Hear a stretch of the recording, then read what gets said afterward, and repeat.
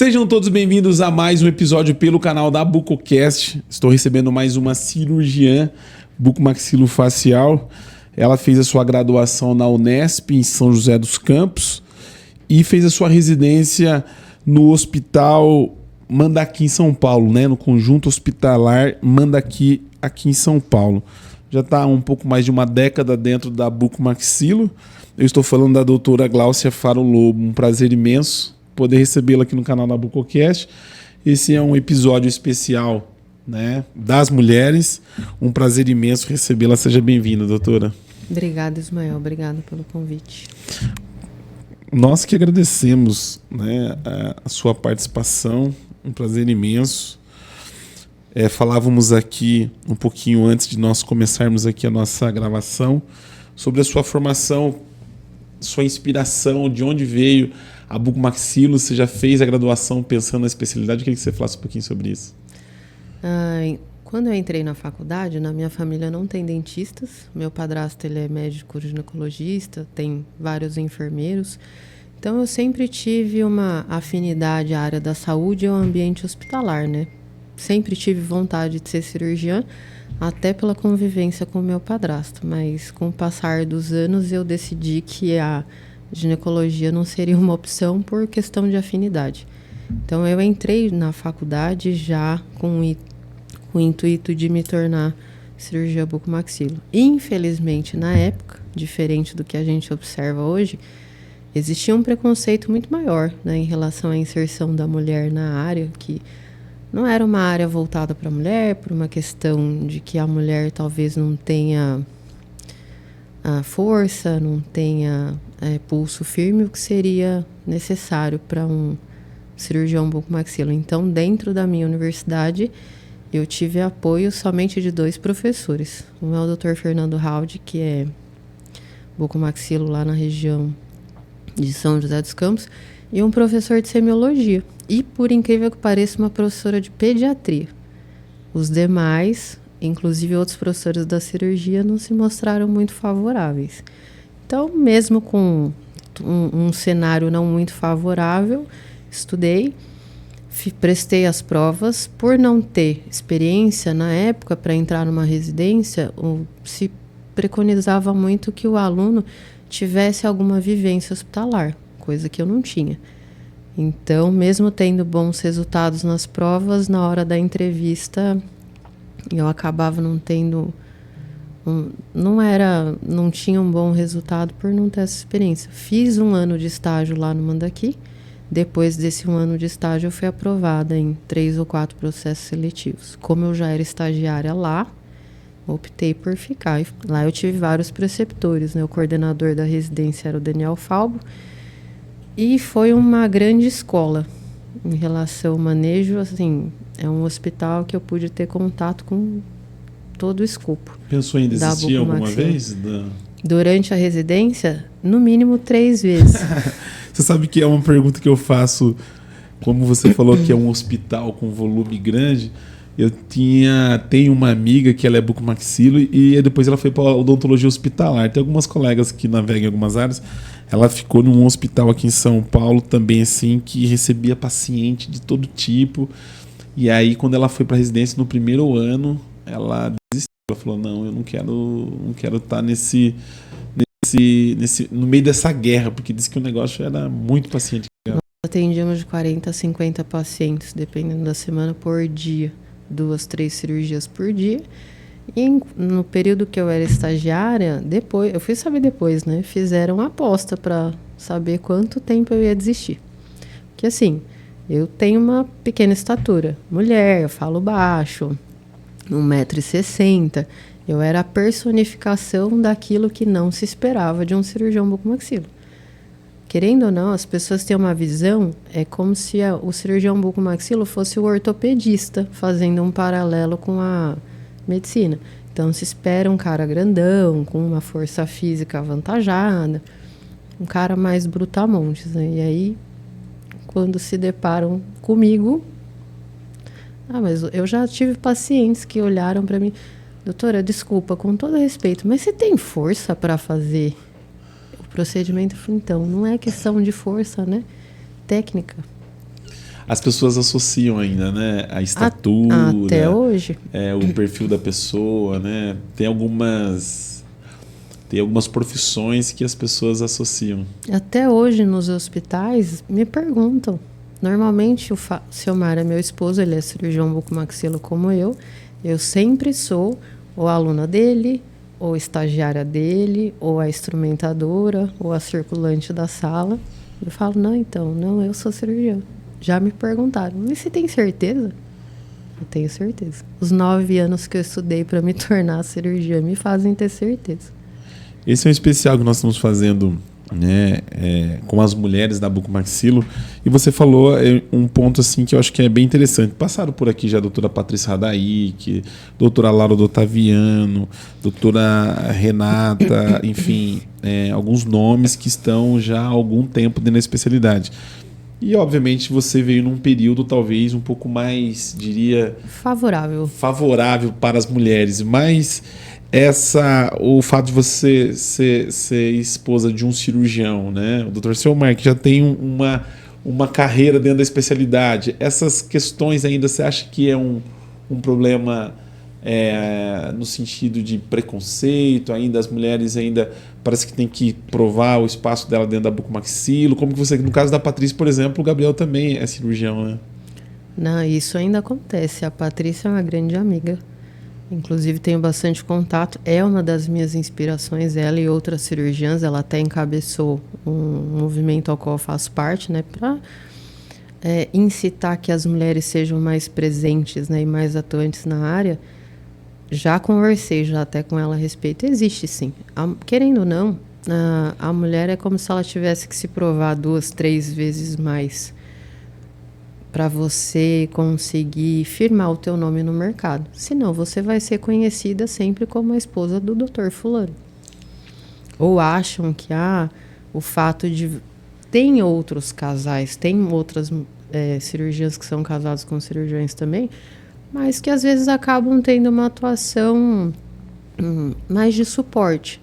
Ou não opera, ou acaba se tornando mais auxiliar do esposo, e as pessoas acabam generalizando. Acham que porque você é mulher, você está ali só para afastar, para ele operar, ou só para você remover a sutura no pós-operatório. Não é assim que funciona. Com a Patrícia, comigo, com várias outras cirurgiãs, não é assim não, mas existe. Existe. E bastante, não é pouco não. Existe, porque nós já tivemos vários podcasts aqui e relatos muito parecidos, e tem até hoje também. Dentro da especialidade, a gente sabe que a bucomaxila, alguns colegas procuram seguir uma carreira dentro de um perfil de tratamento, enfim. Quais são as áreas da bucomaxila que você atua, doutora? A minha formação foi primariamente trauma, então eu ainda atuo com trauma de face, apesar da menor incidência. Hoje a gente sabe, né? Questão de lei seca, obrigatoriedade de capacete, cinto de segurança, diminuiu bastante, mas a gente ainda atua na área. Trabalho hoje com o Selmar no Hospital Regional de Cotia, onde nós temos lá um curso de especialização para a formação de novos cirurgiões. Por ser um hospital de SUS, em que a gente tem de um lado a Raposo Tavares e de outro lado a Regis Bittencourt, a gente tem uma incidência grande de trauma. Na prática privada, eu acabei me voltando mais para o tratamento de disfunção temporomandibular, seja clínico ou cirúrgico. E isso foi já por uma predileção desde o período da residência. Gosto de ortognática, gosto de trauma, gosto de patologia. Realizo todas as cirurgias, com a exceção de pacientes fissurados, não é a minha expertise. Mas no demais, o carro-chefe mesmo é o tratamento de disfunção temporomandibular. Isso, inclusive, me motivou, ao término da residência, por ser um hospital voltado para trauma, a procurar algum cirurgião que pudesse me ajudar a embasar meus conhecimentos. Então, durante 5 anos, eu fui assistente do Dr. Vladimir Genovese no 9 de julho. E foi uma grande escola. Passado o tempo, chega uma hora que a gente precisa alçar voo solo. Sou muito grata a esse período que eu fiquei com ele. E aí me voltei para minha prática privada particular. Tempos depois, eu e o Selmar iniciamos um relacionamento, e desse relacionamento houve a fusão do trabalho. Então, hoje a gente exerce um trabalho em conjunto. E dentro da especialidade, a gente tem visto aqui alguns colegas e tem relatado que o paciente de ATM, de disfunção, é um paciente, comparado com o da ortognática, parece ser um paciente mais trabalhoso, né? Como que você vê versus paciente com problema de articulação e paciente de ortognática, que muitas das vezes, às vezes vem um combo, né? No mesmo paciente você tem os dois problemas. Mas a tratativa com o paciente, tratar a frase casar com o paciente de DTM, como que você enxerga isso? É real, doutor? É real. Lá em Cotia, apesar de ser um hospital voltado para o trauma, eu coordeno o ambulatório do tratamento de disfunção temporomandibular. Então, todas as sextas-feiras, nós atendemos no SUS pacientes com diversas queixas. E os alunos normalmente comentam essa frase: se casa com o paciente? Se casa com o paciente. Até porque a disfunção temporomandibular, ela é muito multifatorial. Não é como a ortognática, que eu tenho uma deformidade dentofacial instalada por uma questão genética. Você avalia o paciente, diagnostica, opera, restabelece uma harmonia facial e oclusal e ponto.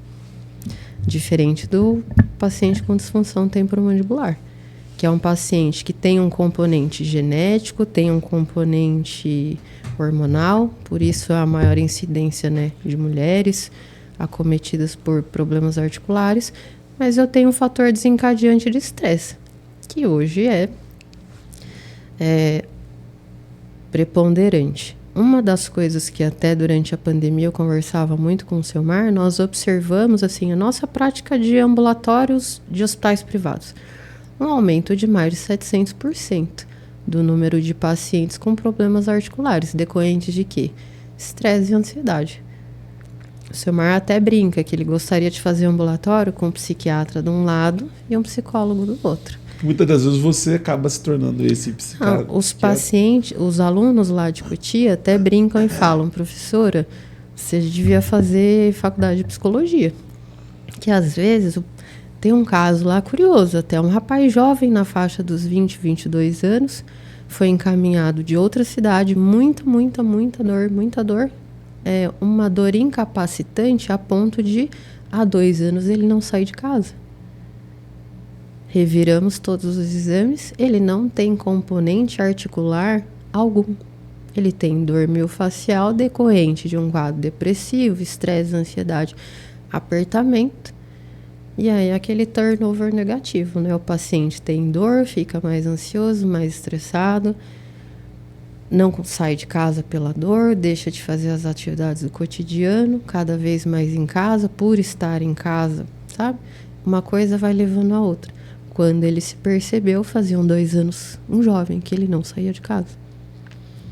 E aí, muito mais, né, não foi necessário nenhuma intervenção cirúrgica.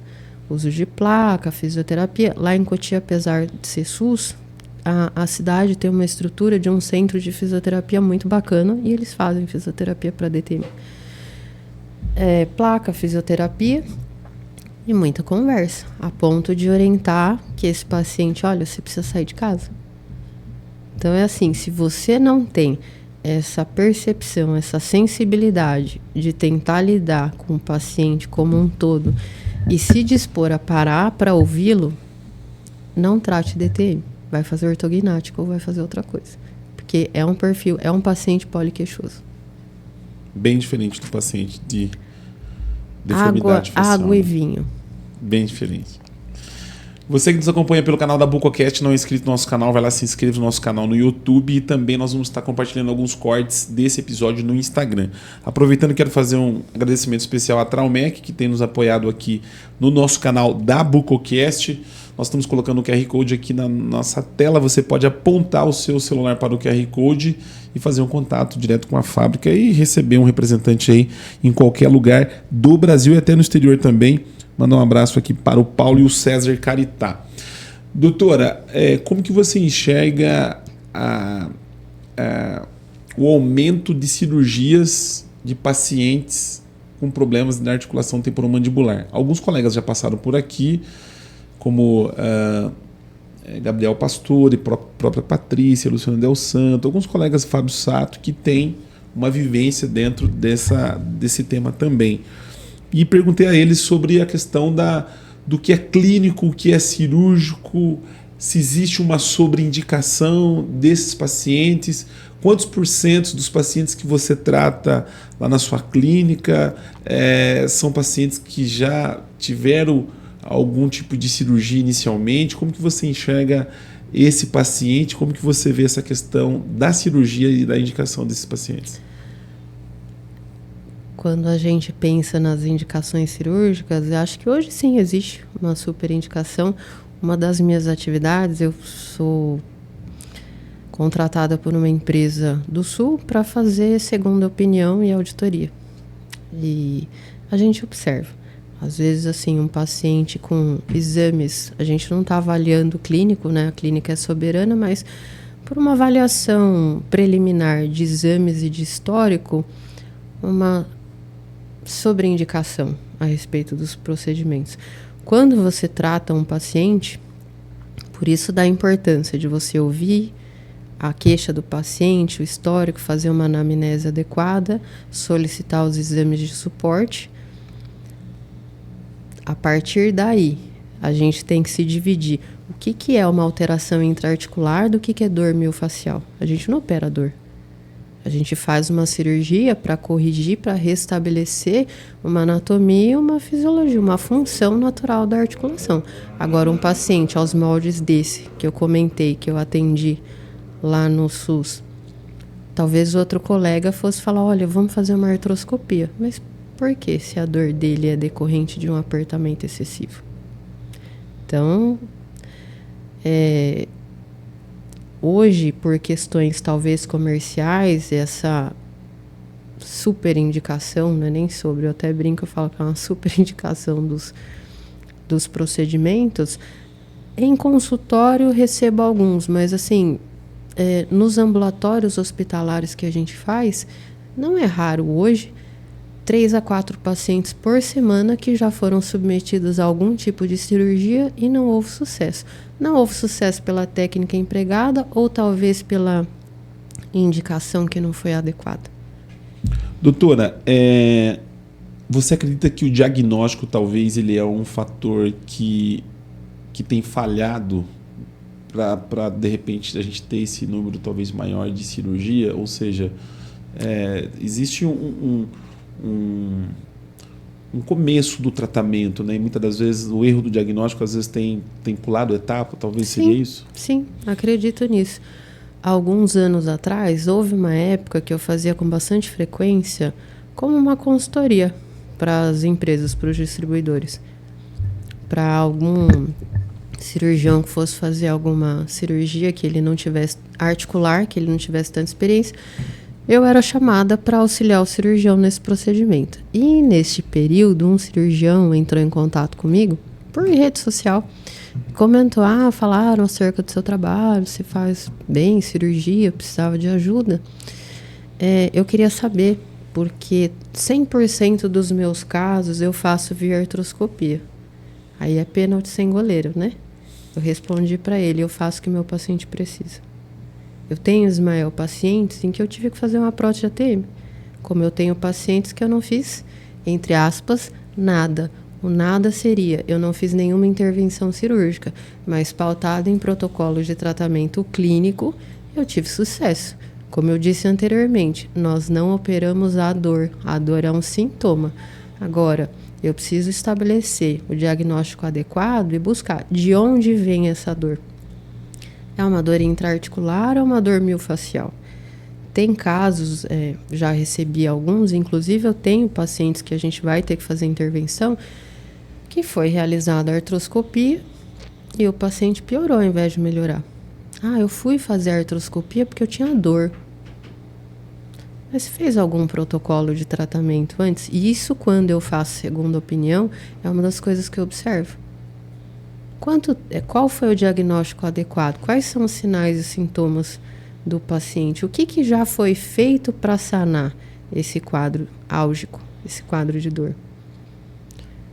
E aí, então, muitos colegas O paciente está com dor, vamos fazer a artroscopia. A artroscopia é ótimo, é um método de diagnóstico, não é só uma ferramenta cirúrgica, mas é uma boa ferramenta cirúrgica. A artroscopia, o problema é que se vendeu a ideia de que hoje eu pego um paciente de Wilks 2 a Wilks 5 e eu consigo resolver via artroscopia. Não é verdade. Existe a individualização do meu tratamento. Tem pacientes, como eu disse para aquele cirurgião na ocasião, a gente tem que fazer o que o paciente precisa. Às vezes tem paciente que o que a gente faz? Protocolo de fisioterapia, placa miorrelaxante, medicamento, psiquiatra, ansiolítico, terapia, orientar o paciente que ele tem que ter uma vida mais saudável, que ele precisa realizar alguma atividade física, tudo isso está relacionado. O problema é que hoje muitos colegas, antigamente se falava uma coisa da odontologia que era assim, que o dentista tinha o hábito de enxergar o paciente como uma boquinha ambulante. E hoje o cirurgião bucomaxila, ele enxerga, acho que como um par de ATMs, né? Um par de articulações isoladas do resto do corpo. E não é verdade. Então a gente precisa estabelecer um correto diagnóstico para daí quais ferramentas eu tenho. Eu tenho tratamento clínico conservador, medicamento, uso de dispositivo intraoral. Tenho que manejar o controle de estresse e ansiedade. Nós não, né? A gente identifica e encaminha para o profissional que vai fazer isso. Como eu tenho técnicas desde a artrocentese até a reconstrução com prótese. E aí a gente verifica onde o paciente se encaixa e avalia custo-benefício. Tem um paciente, por exemplo, que a gente atendeu no São Luís do Morumbi, um senhor de idade, até pai de uma médica. Alzheimer avançado, paciente já quase considerado paliativo. Com uma artrose articular absurda e ele morrendo de dor.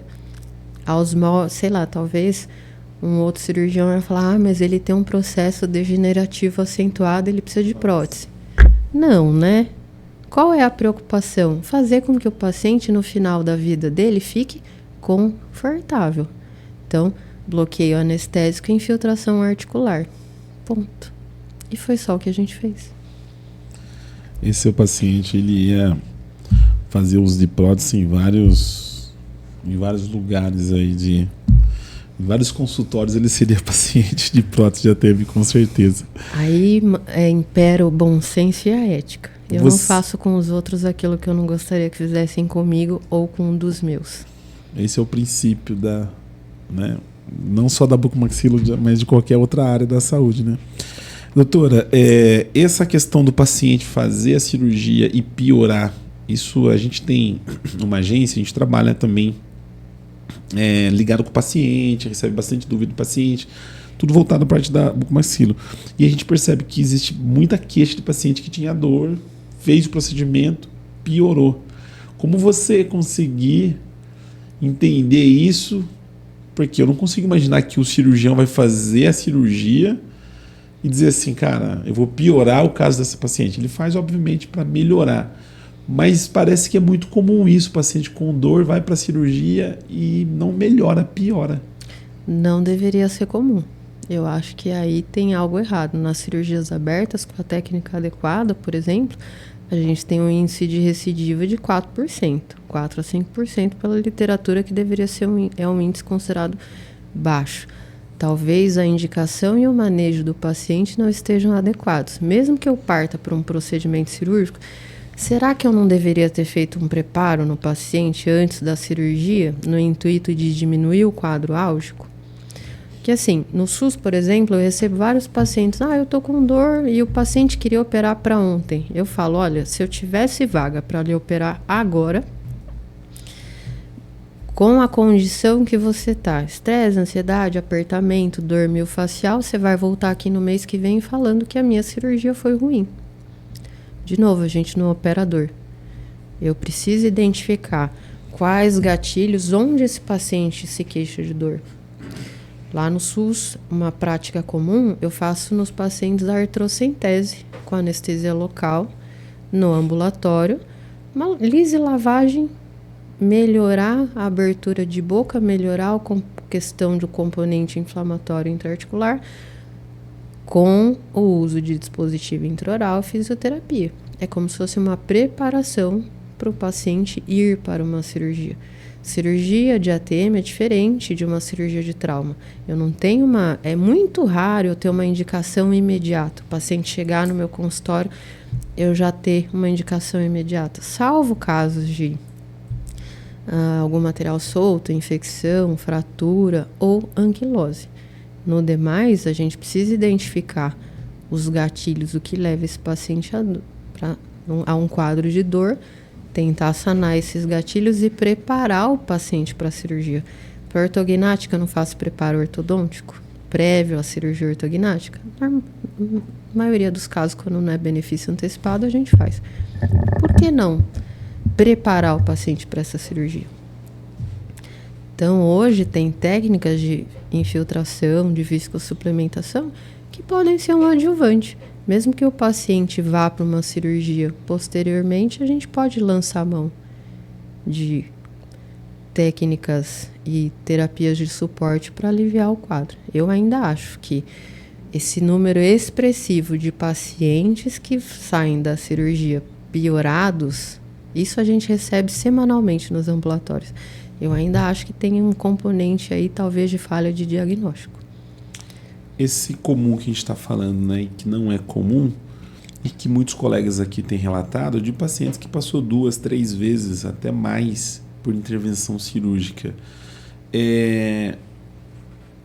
Existe um conselho que você poderia deixar para esse paciente, uma vez que ele passou e ele não resolveu? Ou a gente pode dizer assim, que existe casos que o paciente vai fazer a cirurgia e ele não vai ter melhora? E você ter isso como uma opção alternativa, porque assim, o que a gente vê é pacientes com 3, 4 cirurgias e continua com o problema.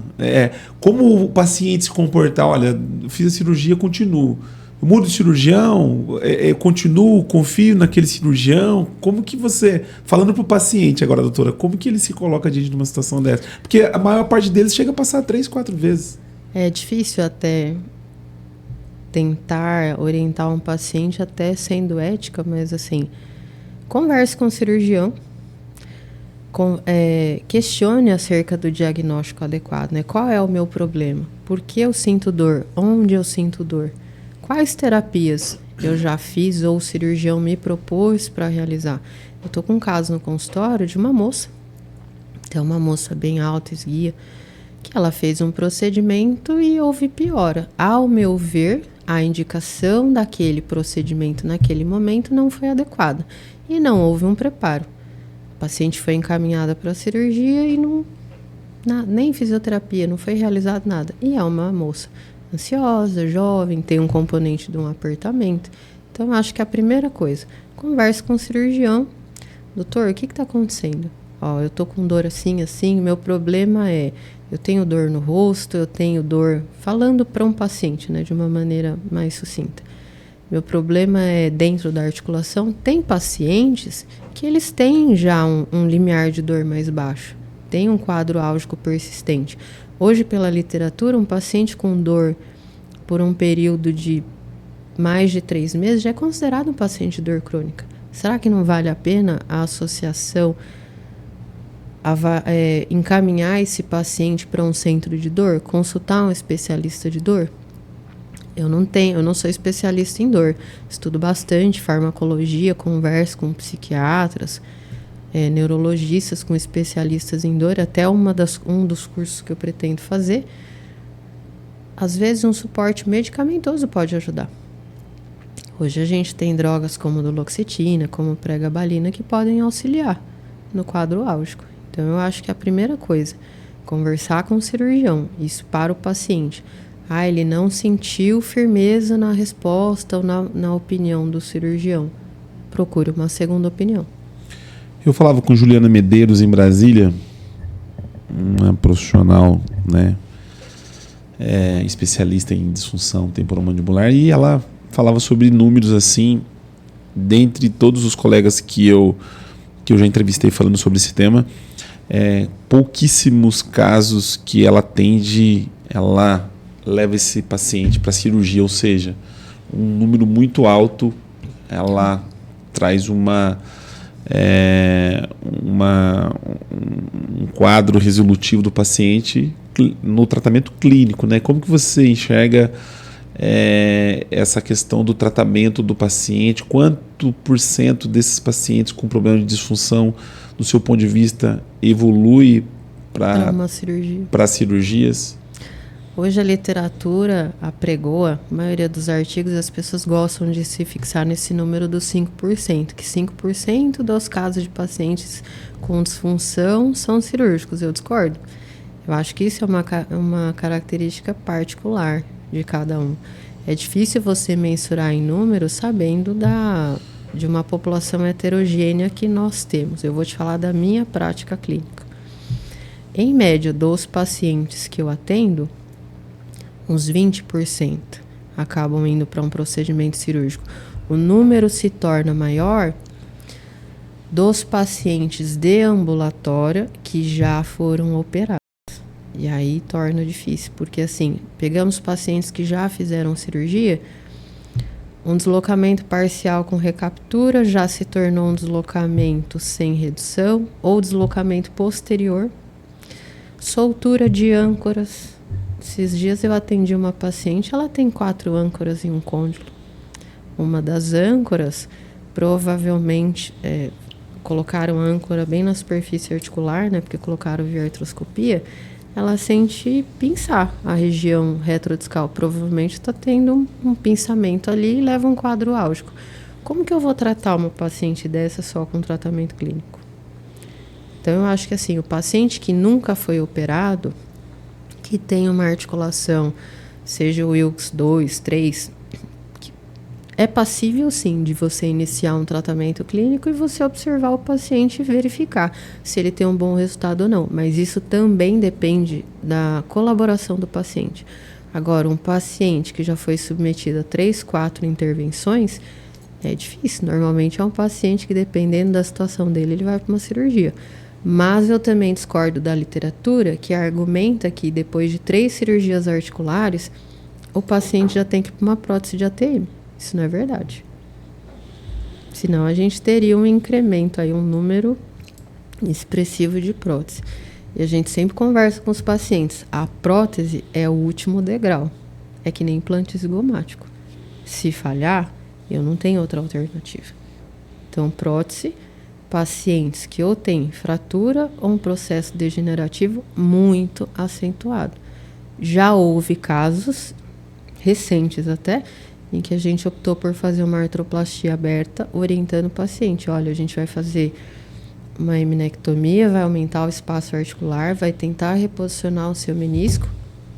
Em contrapartida, você vai fazer isso de tratamento adjuvante, numa tentativa de melhorar a saúde da tua articulação e postergar uma cirurgia de prótese. E aí o paciente já vai ciente de que existe uma chance muito grande dele ir para uma prótese. Eu não gosto de indicar uma prótese logo de cara, principalmente para um paciente jovem. Se a prótese falhar, eu não tenho muita alternativa. Doutora, como que você vê o crescimento do público feminino dentro da especialidade? Você é de uma geração mais contemporânea e o número de mulheres tem aumentado. Como que você tem enxergado isso? Eu acho um fator muito positivo. Inclusive, já tem artigos, a literatura já respalda de que o aumento do número de mulheres nas áreas cirúrgicas é benéfico, inclusive com mulheres cirurgiãs com resultados pós-operatórios superiores aos dos cirurgiões, dos homens. Tem artigos, o British Journal Medical, por exemplo, e várias outras publicações de impacto já demonstram isso.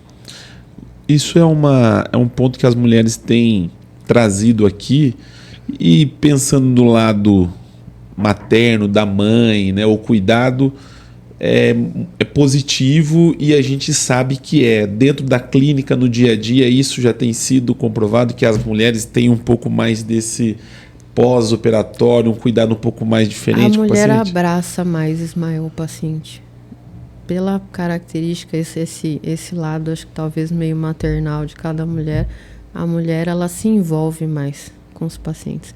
Até uma das coisas que o seu Mar brinca, eu falo, paciente tal, que é casada, que faz isso, que faz aquilo. Aí ele fala assim, nossa, como é que você sabe? Então a gente acaba tendo mais contato. As consultas, as minhas, pelo menos, eu falo muito, né? Qual mulher que não fala, né? Mas eu falo bastante. As minhas consultas acabam sendo mais demoradas também. E esses artigos, uma das coisas que eles relatam é que, apesar das mulheres levarem um tempo cirúrgico ligeiramente maior comparado com o homem, os resultados acabam sendo melhores no pós-operatório por a mulher ser mais detalhista e mais cautelosa. Então, apesar das pessoas acharem que para ser bucomaxilo, tem que ser força bruta, isso e aquilo, na verdade não. E na área que eu atuo, primariamente, né, tratamento articular, cirurgias articulares, é um acesso pequeno, estruturas nobres, estruturas delicadas, você tem que ter uma mão leve para operar. Hoje, dentro das cirurgias de ATM, a gente sabe que existem diversas técnicas e abordagem. Quais são as técnicas que você utiliza? Normalmente, uma vez que o aluno aprendeu determinada técnica, aquela técnica serve para todos os tipos? Como que é isso? Porque a gente sabe que tem várias técnicas para tratamento de ATM. Hoje o tratamento cirúrgico a gente inicia desde a liso-lavagem, na artrocentese não videoassistida, que é uma coisa que eu acho que tem que se tomar muita cautela. Eu tinha reticência em fazer artrocentese com anestesia local, principalmente com os alunos. Querendo ou não, está na base do crânio, com uma agulha de grande calibre, sem enxergar. Eu e o Selmar fomos para Belo Horizonte fazer o curso do Januzzi, com uma técnica de cânula concêntrica. Pela técnica de puntura dele, me deixou mais confortável em realizar com anestesia local e ensinar os alunos. Então, casos assim, o paciente chega com uma dor intraarticular, limitação de abertura, travamento, quadro de closed lock, uma artrocentese num primeiro momento se aplica, liso-lavagem, com viscosuplementação ou não. Claro que se você tiver ultrassom para te guiar é benéfico, mas não é imperativo. E aí parte para artroscopia, você tem os níveis, né, 1, 2 e 3, aí ambiente hospitalar. Lá no SUS, onde nós estamos, não temos acesso ao artroscópio, então a gente parte técnicas de liso-lavagem, artrocentese com geral ou com local, a artroplastia, cirurgia aberta convencional. Uma das coisas que é um pouco polêmica, que as pessoas não gostam muito, hoje cirurgia aberta virou uma coisa vintage, meio old school. Com o advento das técnicas minimamente invasivas, é quase feio você falar que faz cirurgia aberta. E eu faço bastante. E sou uma defensora ferrenha da cirurgia aberta quando tem indicação. Se eu tenho deslocamento de disco, por exemplo, sem redução, um deslocamento significativo, por melhor cirurgião que eu seja, mais habilidoso, eu até posso conseguir um reposicionamento discal. Mas as técnicas preconizadas hoje não me trazem uma segurança a longo prazo de que esse disco não vai soltar. E solta. E o paciente acaba tendo a mesma queixa de novo. Então, para casos em que eu tenho um deslocamento muito acentuado, sem redução, já tenho a presença de osteófito, uma articulação Wilks 4, a gente preconiza já a cirurgia aberta e temos ótimos resultados. Às vezes as pessoas falam, mas a pontura da artroscopia não deixa marca. A pontura da artroscopia é na lateral do rosto. Isso assim, falando só se eu for considerar um aspecto do ponto de vista estético. Hoje, com o acesso endaural, o acesso é mínimo. O paciente ele sai do hospital falando, mastigando, uma cicatriz que não é perceptível, sem a presença de estalo, que muitas vezes é uma das coisas que incomoda. Eu, em cirurgia aberta, preconizo fazer minectomia, que é fazer o aplanamento da base do crânio. Isso eu tive tanto embasado no período que eu fiquei com o Dr. Genovese, quanto com o Dr. Blas Garcia Medina, que é um cirurgião espanhol do sul da Espanha, que ele tive a oportunidade de estar com ele por 2 vezes. Ele faz artroscopia com eminectomia, e a eminectomia via artroscopia. Ele mesmo falava, o que o paciente quer? O paciente quer, Ismael, abrir a boca, sem dor, comer e não ouvir nenhum barulho, ele não quer nenhum ruído. Então, eu acho que assim, as técnicas cirúrgicas, hoje a gente lança a mão, eu tenho que pensar qual é o meu objetivo. Meu objetivo é trazer conforto para o paciente. Ele tem que abrir a boca, sem barulho e sem dor. Se eu vou conseguir esse fim com uma cirurgia aberta, por que não? E eu oriento o paciente. Tem casos em que se aplica a técnica dita minimamente invasiva, teu caso não se aplica. Teu caso se faz necessário uma intervenção vintage. Tem cura de DTM, doutor? Diabetes tem cura? Pressão alta tem cura? Não. Você tem estabilização dos sintomas. O paciente pode voltar a ter os sintomas e é um paciente por um dos motivos que a gente se casa com o paciente. De tempos em tempos, o paciente tem que voltar. Ele pode ter períodos de agudização do problema. Eu posso ter um paciente, eu fiz uma cirurgia, eu restabeleci forma e função articular. Se um paciente continua com um quadro de apertamento, ele pode voltar a ter dor miofascial. A DTM é multifatorial e eu tenho um conjunto de vários sintomas. Então, assim como diabetes não tem cura, eu não acredito que DTM tenha cura. As mulheres sofrem mais com problema de DTM? Sofrem mais. Tem uma questão psicoemocional e também, se a gente fosse pensar 20, 30 anos atrás, se falava numa incidência maior em mulheres na faixa de 40, 60 anos, que coincide com a fase de perimenopausa, o climatério. Em 2018, eu tive a oportunidade de estar num congresso de bioengenharia em Los Angeles, que, aliás, é um evento pouquíssimo divulgado.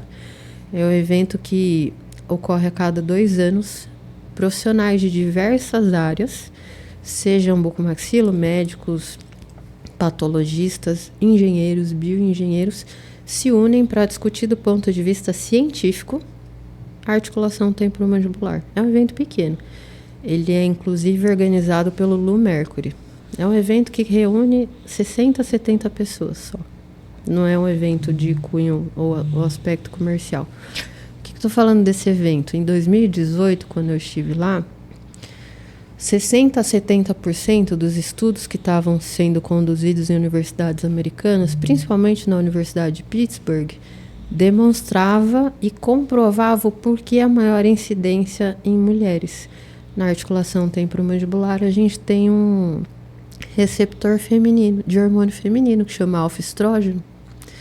E eles comprovaram em estudos com ratinhas e porquinhas, em que eles removeram as gônadas sexuais e eles davam dosagens controladas de hormônio, separavam, grupos controles sem hormônio, com uma dose X, Y e Z, e avaliavam os resultados na articulação.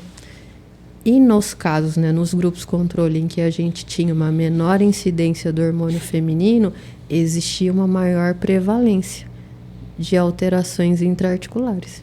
Então, um dos motivos é um fator genético. Existe esse receptor, chama alfa-estrógeno. É possível evitar a disfunção temporomandibular? Com manejo, controle de estresse, hábitos e, no caso das mulheres próximos período perimenopausa, climatério, reposição hormonal. Aí não é um manejo nosso, mas cabe a nós ter a sensibilidade de indicar. Então, chegou uma paciente na fase aí 45, 50 anos, eu não tinha dor. Eu fazia um barulho, mas eu não tinha dor. Eu comecei a dor agora. Tá, mas você menstrua? Tá começando a ter falha uma irregularidade do ciclo menstrual. Eu tô começando a sentir onda de calor, tô começando até algo. Mas será que tem a ver? Procure um ginecologista. É um tratamento que depende do paciente. Absurdamente. Quando você tem indicação de prótese de ATM com cirurgia ortognática, ambos você precisa ser feitas. Você faz juntas ou você faz separadas? Já tive as duas situações. Já fiz caso em que se fez necessário fazer em conjunto, no mesmo tempo cirúrgico. Até foi um caso que eu fui para Campo Grande. Eu e o seu Mar fomos para Campo Grande. Uma paciente teve uma fratura de face anos antes, evoluiu para uma anquilose. E aí teve que se fazer a prótese juntamente com a ortognática, até pela deformidade instalada, né? A fratura que ela teve foi na infância, então acarretou numa assimetria facial acentuada. Aí é um caso até que abre um viés para um outro fator. Um caso para prótese customizada, que nem tudo hoje é prótese customizada também.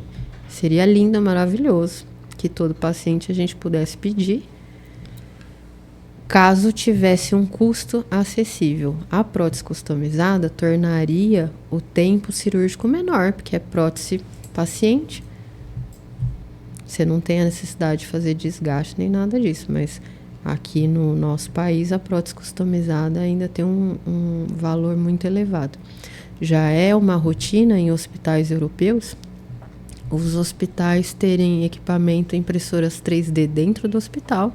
O cirurgião vai lá, conversa com o engenheiro, eu preciso de uma peça assim, assim, assim. O próprio hospital imprime e já faz a cirurgia no hospital. Então isso torna um custo extremamente baixo e permite com que a gente tenha uma utilização maior. Prótese de ATM, eu sempre falo para os pacientes, para os alunos, é o último grau.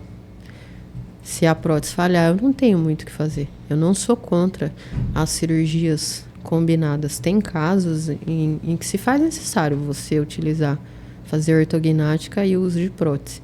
Mas será que todo caso precisa mesmo? Todo paciente que vai com uma prótese precisa? Hoje a gente vê um número expressivo de judicializações de prótese de ATM. Será que esse paciente é realmente necessário? Como eu te falei, eu faço auditoria. Então eu vejo muitos casos assim que eu olho, eu penso e falo, será que precisa mesmo? Aí eu, como auditora, você pode pôr uma sugestão ao colega, né? Nesse caso seria talvez fosse pertinente ter essa abordagem cirúrgica. Nos seus tratamentos de pacientes com disfunção temporomandibular, você costuma usar as plaquinhas? Fazem parte do seu rotina do seu tratamento? Sim, é rotina, sim. E como que você vê os dispositivos no tratamento do paciente? Porque há quem não utiliza, né? Ou não. Eu acho que são casos e casos. Se eu tenho um paciente por isso que o diagnóstico é soberano. Se eu tenho um paciente, por exemplo, que vai por uma prótese por questão de uma anquilose, não tem indicação dele usar uma placa. Só que um paciente que apresenta um quadro de disfunção, o bruxismo, seja o cêntrico ou o excêntrico, ou o apertamento, ou ranger, algo que pode agravar o quadro de dor miofascial, se faz necessário. Eu não acredito, Ismael, até as pessoas vão me crucificar por conta disso. Se usa o termo desprogramação muscular com uso de placa. Eu não acredito em desprogramação muscular. Na verdade, o uso da placa ela vai promover uma diminuição da pressão intraarticular e levar a musculatura a uma posição de repouso e equilíbrio. É diferente. Mas se faz necessário e faz parte da minha rotina. Inclusive, eu tive uma paciente que ela não tinha indicação de um procedimento cirúrgico. Tinha muita dor. Quando ela voltou, eu vou repetir palavras dela. Doutora, eu nunca imaginei que esse pedaço de plástico fosse fazer alguma diferença. Você me desculpe, eu achei que a senhora estava me fazendo gastar dinheiro à toa. Hoje, dentro da cirurgia bucomaxilofacial, a gente tem diversas inovações em várias áreas, né? Dentro das cirurgias de articulação temporomandibular ou no tratamento do paciente de DTM, o quanto de inovação a gente tem recebido no sentido de pós-operatório. A gente sabe que hoje existe muito tratamento associado com fisioterapia, laser, o quanto isso tem sido importante nos resultados, né, do tratamento desses pacientes, doutora? Eu acho que, primeira coisa, além do advento tecnológico, a mudança de mentalidade já é um fator positivo. Em que aspecto? Antigamente se acreditava que todo paciente que tivesse alguma alteração oclusal significativa fosse passível de disfunção, de ser um paciente dito disfuncionado. Se eu fosse pensar na ausência de um elemento dentário ou no apinhamento, então nenhum paciente classe 1 com uma oclusão estável não poderia ter problema articular, o que não é verdade. Então, só o fato dos profissionais, sejam dos especialistas em DTM ou cirurgião bucomaxilofacial, entender que a DTM é multifatorial, não é só a falta de um dente ou mau posicionamento dentário, já é um grande fator. Se não, como eu disse, todo paciente banguela, edêntulo, seria disfuncionado. E nenhum paciente classe 1 poderia ser. O advento de novas tecnologias, eu acho que exames de imagem facilitaram o diagnóstico, terapias adjuvantes, hoje a gente tem eletroestimulação, né? Além da laser terapia, que são moduladores de dor. Isso eu posso falar como paciente, porque eu sou operada da coluna e fiz fisioterapia pós-operatória e funciona. Tanto a eletroestimulação, seja o TENS ou FENS, a laser terapia, eles são já comprovadamente moduladores de dor e inflamação e trazem conforto para o paciente.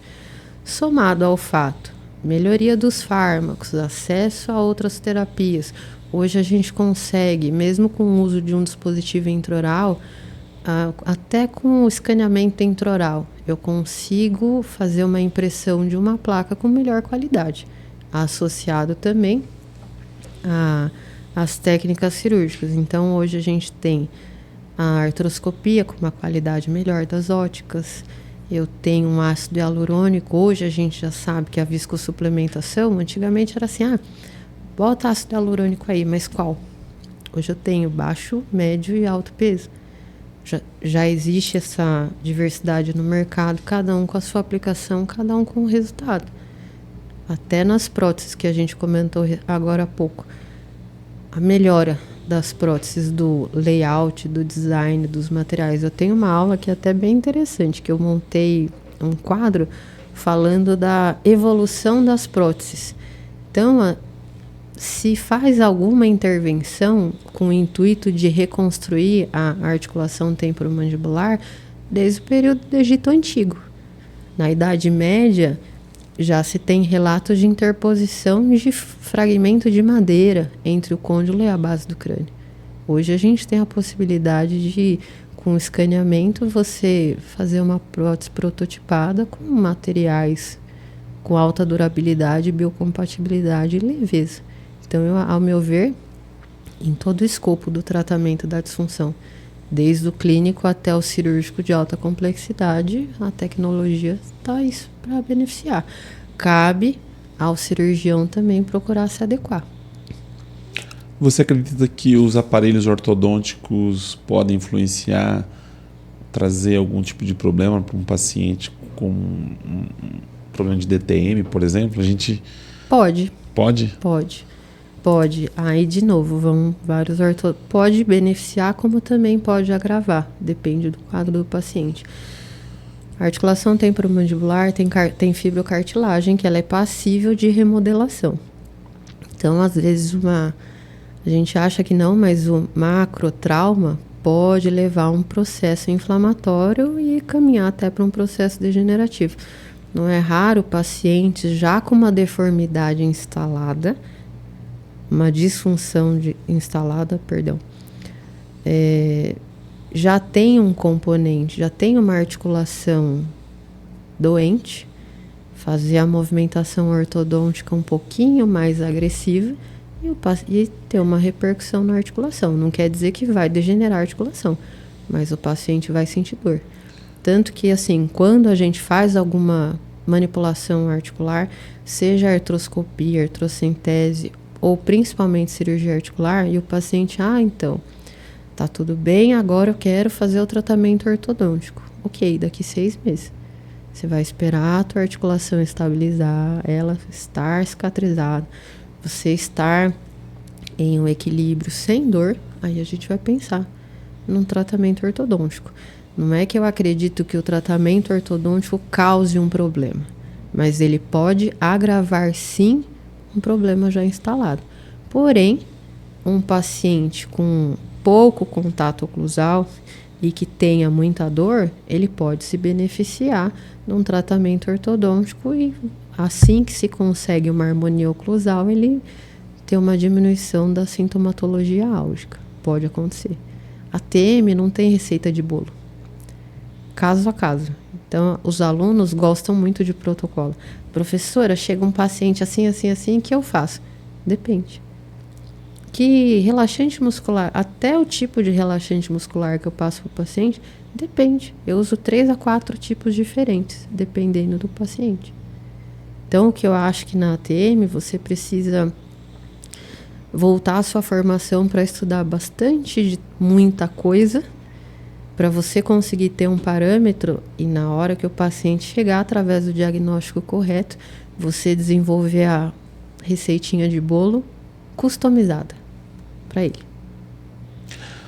Os pacientes de cirurgia ortognática, você acredita que normalmente eles apresentam algum tipo de disfunção? Quantos por cento dos pacientes que tenha deformidade apresenta também um problema na articulação? E outra pergunta é se o paciente que normalmente apresenta algum problema de articulação, se na maior parte desses pacientes existe algum problema de oclusão também ou não, nem sempre. Eu queria que você falasse sobre isso.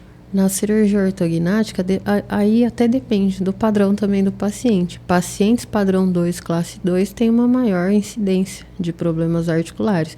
Isso se deve ao retroposicionamento condilar, já de consenso na literatura.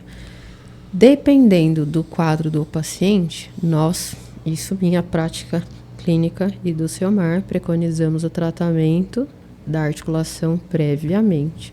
Depois o preparo para a cirurgia ortognática. Ah, mas vocês não fazem cirurgia concomitante? De novo, depende.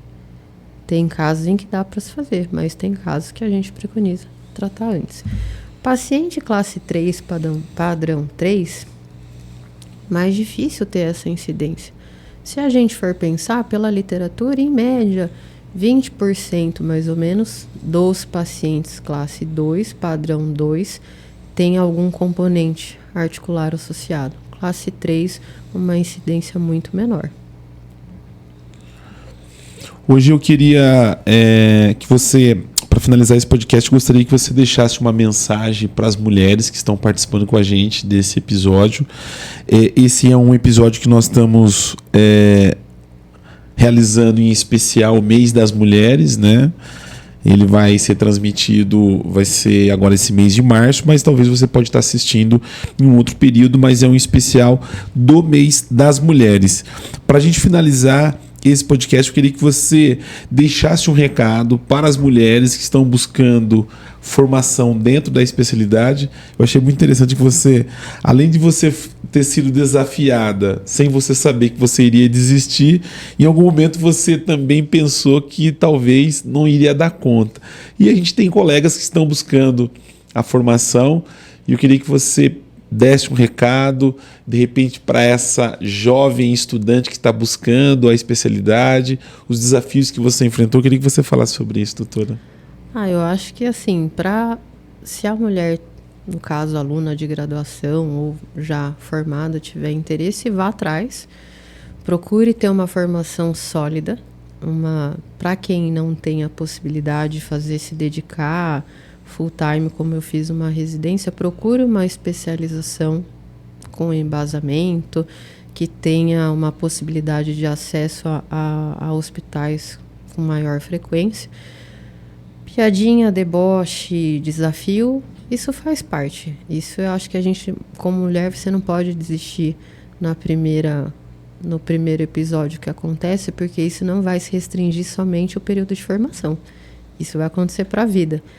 A Patrícia Radaik, por exemplo, conversa com ela está com 35 anos de formada e ela ainda escuta alguns desafios diários decorrente disso. Eu acho, como eu disse, procurar uma boa formação, estar ciente do que se quer e não ter receio de achar que as pessoas falam muito, mas tudo na sua vida vai acontecer mais tarde, porque para ser cirurgião, você não vai poder se dedicar, você não pode pensar em ter uma vida social, uma vida pessoal. As pessoas gostam de julgar em relação à questão de casamento e filhos. Eu escutei de um professor na graduação: mulher não foi feita para ser bucomaxilo, mulher foi feita para parir.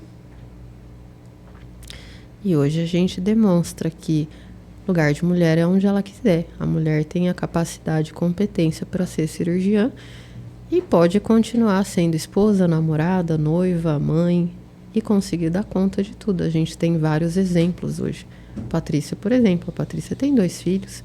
Tem cirurgiãs jovens como a Nayara. Nayara é mãe, recente. Continua operando e você vê ela com a filha dela, com a vida dela. A gente também, como mulher, tem que colocar na cabeça que não é um jogo de equilíbrio. A gente não é equilibrista equilibrando pratos. Ismael, eu posso não dar os meus 100% em tudo aquilo que eu faço todo dia e tá tudo bem. Eu tenho a garantia de que eu dei o meu melhor. O problema, assim, a sociedade cobra: você é cirurgiã, você tem que ser a melhor cirurgiã do mundo, ficar 12 horas no hospital. Mas você é mãe, você tem que dar conta dos seus filhos, você tem que levar na escola, você tem que estar em casa. Você é esposa, você tem... Não. É entender que cada fase você vai conseguir se dedicar um pouquinho mais a uma coisa do que a outra. E tá tudo bem. Eu não vou deixar você sair daqui sem fazer essa pergunta para você. Como eu sei que você... nenhuma das perguntas você, em momento algum... como diria meu pai, tutumbiou, né, no sentido de responder. E eu sei que você não teria problema nenhum em responder. Você hoje faz parte de uma equipe de formação de alunos, num hospital que é referência aqui em São Paulo, nos moldes de especialização. Você fez residência. Como que você enxerga a formação do aluno quando você tem esses 2 modelos? Lá, apesar de nós sermos um curso de especialização, a gente, até o Selmar brinca, né, que é sabor residência. Nós procuramos dar ao aluno a experiência de ser residente num período mais curto, de 1 semana. Então, o aluno, ele está no hospital, faz avaliações no pronto-socorro, cirurgias eletivas, ambulatório, ele tem a rotina do que seria o que um residente faz, só que num tempo reduzido. Já dei aula em especializações com o formato mesmo de especialização. Eu acho que quem não tem a possibilidade de realizar um curso que permaneça mais tempo no hospital, vale você acompanhar uma equipe. Não acho que seja ruim. A gente tem vários colegas. O Pita, por exemplo, fez especialização. É um grande cirurgião. Mas, e o a mais que ele foi buscar? Foi fazer fellow fora, tem toda uma formação. O Selmar, meu esposo, ele não fez residência, ele fez uma especialização. Aos moldes similar aos moldes do que a gente tem em Cotia hoje. E ele foi buscar, se apoiou, foi assistente do Dr. Egberto no São Luís do Morumbi durante muitos anos e acompanhou e foi buscar aprimorar a formação. Então, para quem não tem a possibilidade de fazer uma residência, não é um impeditivo. Busque ficar perto de pessoas que têm conhecimento e que possam te abrir as portas ou te levar para o hospital. Nem seja para você ir lá e falar, chega numa equipe, doutor, eu quero ao final de semana, quando eu tiver disponibilidade, tiver uma cirurgia, posso ir assistir sua cirurgia? Às vezes a gente acha, como cirurgião, que você só vai aprender colocando a mão. Não necessariamente. Às vezes, assistindo, a gente aprende muito também. Esse é um ponto que muitas pessoas passaram por aqui e falou que é importantíssimo. Você estar próximo de cirurgiões que têm rotina de cirurgia e que isso te dá uma bagagem muito grande, né, com relação ao crescimento dentro da especialidade. Na minha prática, na residência, apesar de ser um hospital grande, com escopo, a gente abordando, né, um escopo grande da especialidade, o que eu mais faço hoje foi o que eu menos vi na minha residência. Por isso que eu fui buscar complementar a minha formação. Fui assistente do Dr. Vladimir, tive 2 oportunidades de ir para Espanha, fiquei perto do Dr. Blas. A técnica que ele usa eu nunca vi ninguém fazer. tive a oportunidade de fazer cadáver lab nos Estados Unidos, fazer cadáver lab aqui. Eu acho que a gente tem que procurar se aprimorar. E ser cirurgião, você não pode parar no tempo. Então, não importa quantos anos você tem. Tem uma técnica nova? Vá fazer o curso, vá aprender. O Selmar foi num congresso americano, Dr. Bell, que é uma sumidade, estava assistindo a aula com quase 90 anos e tomando nota. Lou Mercury, nesse evento que eu fui em 2018, ele estava assistindo a aulas e tomando nota. Pessoas que são sumidade têm a humildade de reconhecer que a gente não sabe tudo. Então, eu acho que isso tem que ser tem que persistir na cabeça do cirurgião. Sempre estar se atualizando. Doutora Gláucia Faro Lobo, um prazer imenso poder recebê-la aqui no nosso canal da BucoCast. Um prazer imenso. Você falou sobre trauma, é um tema que a gente tem falado bastante aqui, mas não tão quanto a TM e também cirurgia ortognática. Quem sabe numa próxima oportunidade falar um pouquinho sobre um prazer. O trauma. Tem boas histórias. Vai ser um prazer. Já fica o nosso convite aqui para o Dr. Selmar, né, Lobo Júnior, uma referência também aqui em São Paulo. Você está do lado de uma pessoa também que não pode negar, né, que contribuiu muito. Sim. Dentro da especialidade, e isso é um caminho, né, para você buscar o sucesso na especialidade. Uma curiosidade minha, vocês falam muito em cirurgia? Bastante. Faz parte do dia a dia, né? Já aconteceu de sexta-feira à noite, tomando um vinho, a gente está discutindo cirurgia, desgastando o protótipo. E combina assim, tipo, nós não vamos falar de cirurgia hoje nós não vamos falar sobre trabalho. Não, pra gente flui muito natural. Falar ou não falar. Assim, a gente é muito parceiro e tem uma amizade muito grande. A gente se fala, mesmo às vezes não estando juntos, a gente se fala o dia inteiro. Seja de cirurgia ou de outros assuntos, né? Case-se com o seu melhor amigo, né? E eu tive a sorte. Obrigado, minha amiga. Eu que agradeço o convite.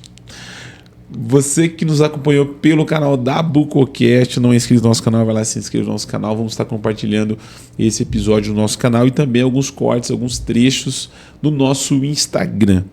Quero fazer um agradecimento aqui à Traumec pela parceria, pelo apoio aqui na BucoCast. Nosso muito obrigado e até o próximo episódio.